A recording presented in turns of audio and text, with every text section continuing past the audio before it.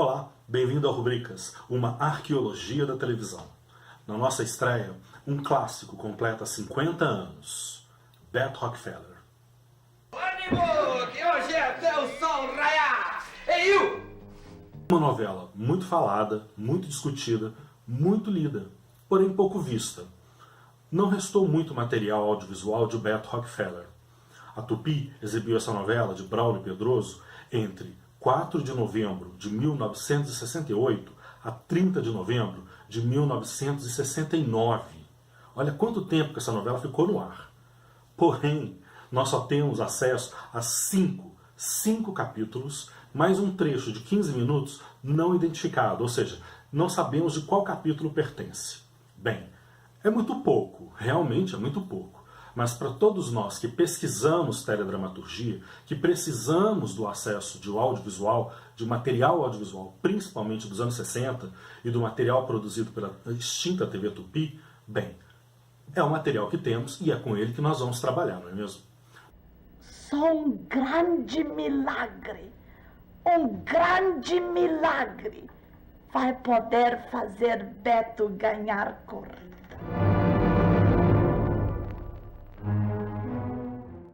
Nós não vamos nos concentrar aqui na sinopse nem na descrição dos personagens. Pelo menos não a princípio, não é esta a proposta. Essas informações vocês encontram facilmente em sites na internet com credibilidade. Nós vamos nos concentrar, na verdade, nos cinco capítulos que estão disponíveis no Banco de Conteúdos Culturais. Os capítulos são o 34, o 35, o 71, o 72 e o 73. Desses 5 capítulos, nós vamos prestar atenção no 71, no 72 e no 73.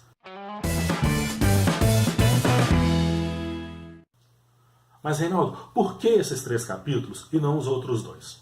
Porque os capítulos 71, 72 e 73 contêm um evento completo.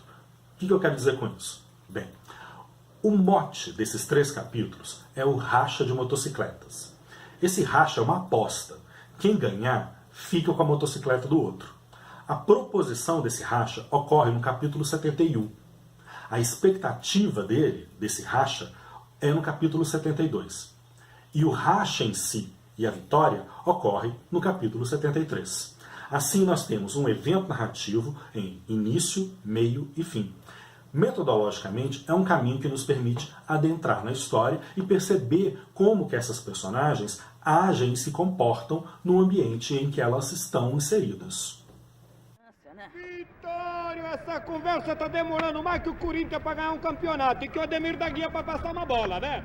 Narrativas seriadas como a telenovela possuem uma característica que os especialistas chamam de redundância.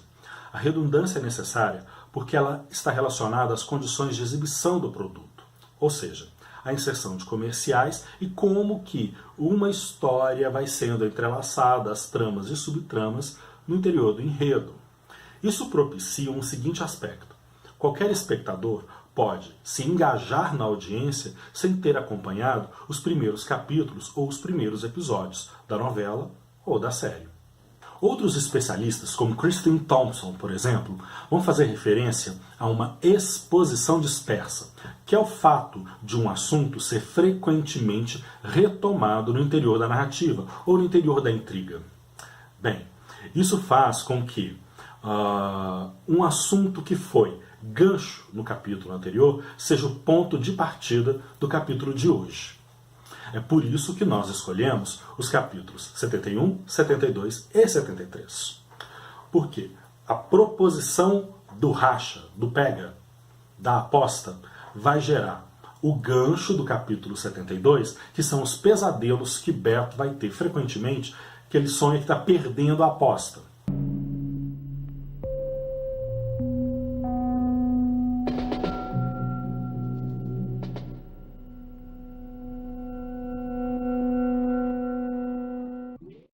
Nos anos 90, Braulio Pedroso foi questionado sobre as inovações introduzidas por Beto Rockefeller naquele momento da televisão brasileira, nos anos 1960. E o que representa Beto Rockefeller ainda hoje para as produções contemporâneas. A resposta de Braulio Pedroso foi bastante objetiva: a introdução do anti-herói. E ele está correto. Segundo ele, a introdução do anti-herói fez com que o público masculino, até então muito refratário às telenovelas, não assumia que assistia a telenovela, mas nós sabemos que assistia, passou a acompanhar os capítulos diariamente. Na verdade, a introdução do anti-herói trazia uma série de outros elementos, estes relacionados à cultura da mídia, ou seja, uma série de modelos daquilo que significa ser homem.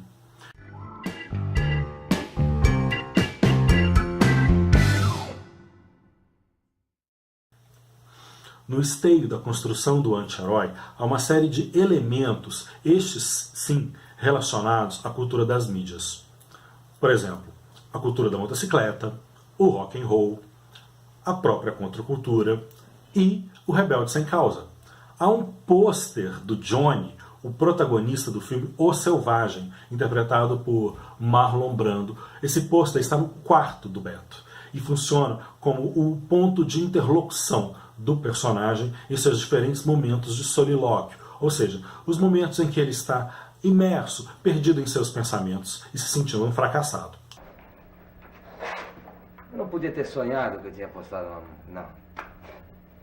Eu só sonho pesadelo. Coisa ruim acontece no duro. Sei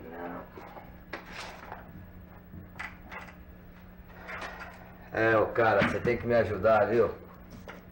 Sabe quem que eu queria ser? Um daqueles caras da tua quadrilha lá. Juro por Deus, agora eu queria ser. Aquelas motos 1200. Assim, o cara primeiro que passasse na minha frente já dava uma navalhada no pneu, tá bom, mas isso é só no cinema, viu, velho? Eu observo a construção do anti-herói em Beto Rockefeller como algo que nos conecta a uma característica da formação do povo brasileiro. E quem nos explica isso é Darcy Ribeiro com o conceito de ninguém-dade. Escuta, me responda uma pergunta, Beto. Você não trabalha nunca mesmo? É claro que eu trabalho, olha aqui. Mas que trabalha? 3 vezes por dia você tá aqui perturbando? Olha aqui, senhor Domingos, eu trabalho com a cabeça, quer dizer, palpite meu vale mais de 1 milhão. O Beto é um ninguém, ou seja, é uma pessoa que, não assistida pelo Estado, não tendo ninguém por ele, passa a contar então consigo mesmo, ou seja, com a própria astúcia. Assim, ele é afeito a pequenos golpes, a pequenos ilícitos. Beto é incapaz de roubar, também é incapaz de matar, mas é aquele cara que, se receber um troco a mais na padaria, não vai reclamar. Hoje está combinado. Quando o Beto chegar, você já sabe. Neste plano sequência do capítulo 73 de Beto Rockefeller, vemos uma festa. É a comemoração da vitória de Beto no racha daquela tarde. A cada movimento da câmera, um grupo de jovens é focado em diálogos curtos e embalados pela voz de Ray Charles. Eu já falei, eu quero o carro às 4 em ponto, entendeu? O recurso do plano sequência é velho conhecido. Nós já ouvimos no cinema em filmes como Festim Diabólico, de Alfred Hitchcock. Reunir em um mesmo espaço um número reduzido de personagens, tratando de assuntos diferentes a cada movimento da câmera, exige do elenco e da produção um tour de force semelhante ao do teatro. Sabe, eu até agora não entendi como é que você pode perder essa corrida. Ao contrário do que muita gente pensa, Beto Rockefeller não teve uma trilha sonora oficial lançada. Pelo menos, não uma trilha sonora que reunisse as músicas que eram executadas principalmente naquilo que poderíamos chamar de uma vinheta de abertura. Beto Rockefeller não tem propriamente uma vinheta de abertura. Os créditos iniciais são embalados por uma música que tem a ver com o tema do capítulo do dia.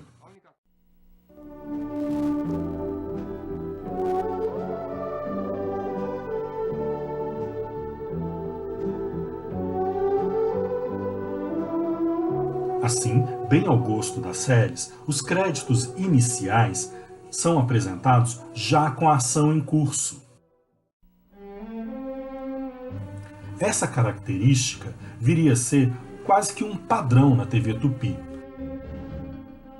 Novelas da década de 70 da TV Tupi viriam incorporar exatamente esse procedimento de executar uma música da trilha sonora com os créditos iniciais e a cena em andamento.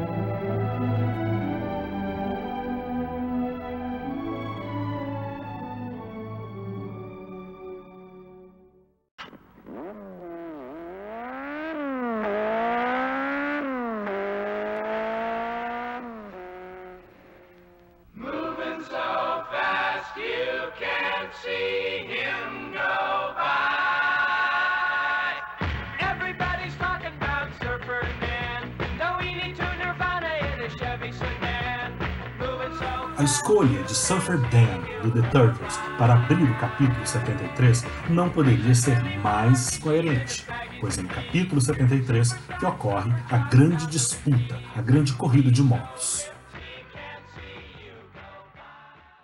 Como veremos nas cenas que seguem, os atores estão mais soltos nos cenários, e os diálogos preservam coloquialidade. Sabe o que acontece, Nele?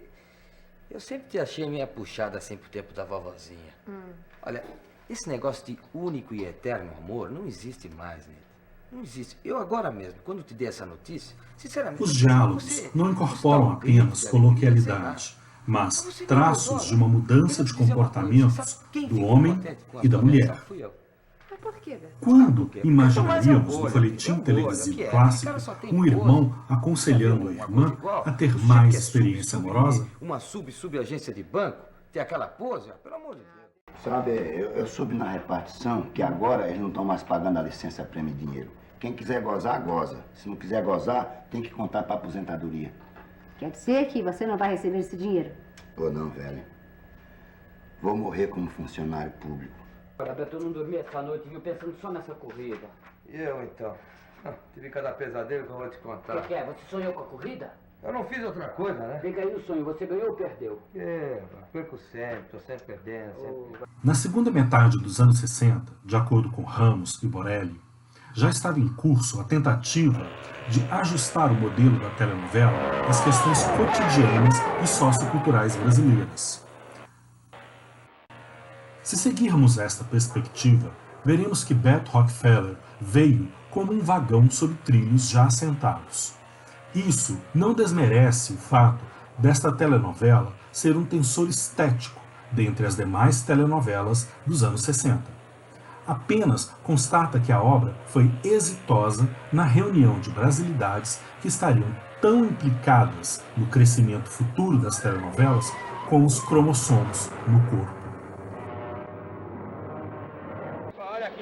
Vamos tirar outro racha, esse não valeu, porque você escorregou, né? Não, Beto, você jogou limpo, eu gostei, viu?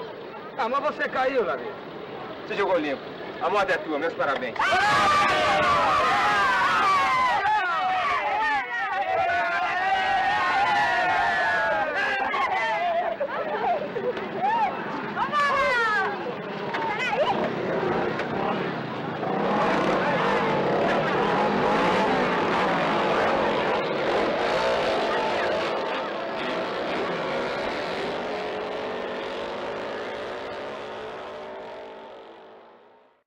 Eu acredito que acompanhar a trajetória do Beto nesta telenovela é acompanhar a trajetória de um fracassado. Beto não se sairá bem de nenhum de seus empreendimentos, pelo contrário, ele vai terminar sozinho e sem dinheiro. Beto! Beto, o que você tem, Beto? Beto, toma água! Isso contraria as críticas que dizem que a telenovela só trata de heróis e vencedores. Não necessariamente. Beto Rockefeller é uma grande narrativa sobre fracasso.